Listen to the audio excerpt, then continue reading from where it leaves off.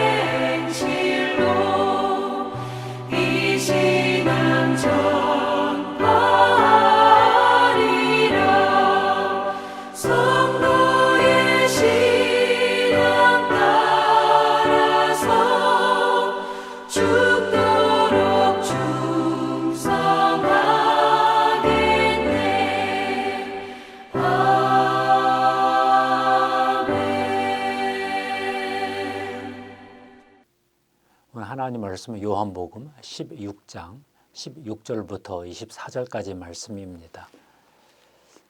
조금 있으면 너희가 나를 보지 못하겠고 또 조금 있으면 나를 보리라 하시니 제자 중에서 서로 말하되 우리에게 말씀하신 바 조금 있으면 나를 보지 못하겠고 또 조금 있으면 나를 보리라 하시며 또 내가 아버지께로 감이라 하신 것이 무슨 말씀이냐 하고 또 말하되 조금 있으면 이라 하신 말씀이 무슨 말씀이냐 무엇을 말씀하시는지 알지 못하노라 하거늘 예수께서 그 묻고자 함을 아시고 이르시되 내 말이 조금 있으면 나를 보지 못하겠고 또 조금 있으면 나를 보리라 하므로 서로 문의하느냐 내가 진실로 진실로 너희에게 이르노니 너희는 곡하고 애통하겠으나 세상은 기뻐하리라 너희는 근심하겠으나 너희 근심이 도리어 기쁨이 되리라.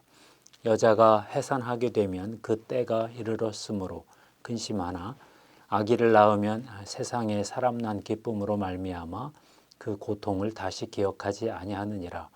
지금은 너희가 근심하나 내가 다시 너희를 보리니 너희 마음이 기쁠 것이요 너희 기쁨을 빼앗을 자가 없으리라. 그 날에는 너희가 아무것도 내게 묻지 아니하리라. 내가 진실로 진실로 너희에게 이르노니 너희가 무엇이든지 아버지께 구하는 것을 내 이름으로 주시리라. 지금까지는 너희가 내 이름으로 아무것도 구하지 아니하였으나 구하라 그리하면 받으리니 너희 기쁨이 충만하리라. 인생의 가장 큰 행운은 좋은 스승을 만나는 일입니다. 혼자 배울 수 없어 스승을 찾습니다. 그런데 스승에게서 배우는 과정에서 길을 잃을 수가 있습니다. 스승의 말을 따라왔는데 갑자기 스승이 하는 말이 이해가 되지 않을 수 있습니다. 이럴 때 제자들은 혼란스럽습니다. 저 스승을 따라가야 하나, 돌아서야 하나, 다른 스승을 찾아야 하나 고민하게 됩니다. 오늘 말씀에도 스승의 말로 인해 혼란스러워하는 제자들의 모습이 나옵니다. 예수라는 스승이 제자들에게 알쏭달쏭한 말을 하십니다. 16절 말씀입니다. 조금 있으면 너희가 나를 보지 못하겠고 또 조금 있으면 나를 보리라 하시니 제자들이 흔들리고 있습니다. 17절 이하 말씀입니다. 제자 중에서 서로 말하되 우리에게 말씀하신 바 조금 있으면 나를 보지 못하겠고 또 조금 있으면 나를 보리라 하시며 또 내가 아버지께로 감이라 하신 것이 무슨 말씀이냐 하고 또 말하되 조금 있으면 이라 하신 말씀이 무슨 말씀이냐 무엇을 말씀하시는지 알지 못하노라 하거늘 스승을 보다가 보지 못한다 합니다. 보지 못하다가 다시 볼 거라 합니다. 아버지께로 간다고 합니다. 이 일이 바로 일어난다 합니다. 제자들이 혼돈에 빠졌습니다. 그런데 오늘 스승 예수 그리스도는 제자들이 스승을 잃어도 잠시 근심할 뿐이다. 결국은 크게 기뻐할 것이다. 이렇게 예고하십니다. 제자를 포함해서 온 세상이 기뻐할 일이 온다는 건데요. 20절 말씀입니다. 내가 진실로 진실로 너희에게 이르노니 너희는 곡하고 애통하겠으나 세상은 기뻐하리라. 너희는 근심하겠으나 너희 근심이 도리어 기쁨이 되리라. 21절 말씀입니다. 여자가 해산하게 되면 그때가 이르렀으므로 근심하나 아기를 낳으면 세상에 사람 낳은 기쁨으로 말미암아 그 고통을 다시 기억하지 아니하느니라. 아이를 낳는 경험은 인생 최대의 환희이지요. 역전을 일으키는 전복적 환희입니다. 더욱이 예수 그리스도는 제자와 세상이 경험할 미래의 기쁨이 다시는 빼앗기지 않은 영원한 기쁨이다. 이렇게 말씀하십니다. 22절 말씀입니다.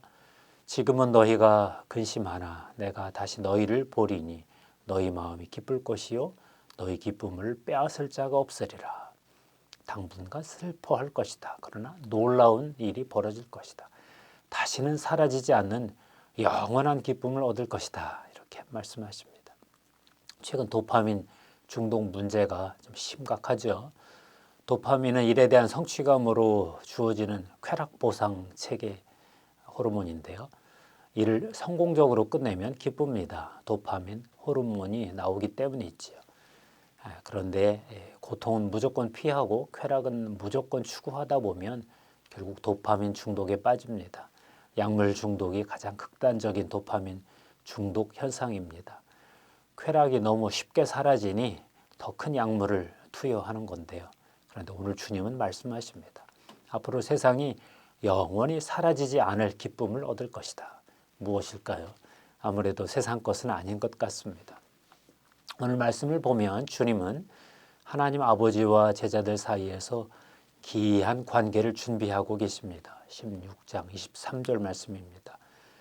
그날에는 너희가 아무것도 내게 묻지 아니하리라. 내가 진실로 진실로 너희에게 이르노니 너희가 무엇이든지 아버지께 구하는 것을 내 이름으로 주시리라.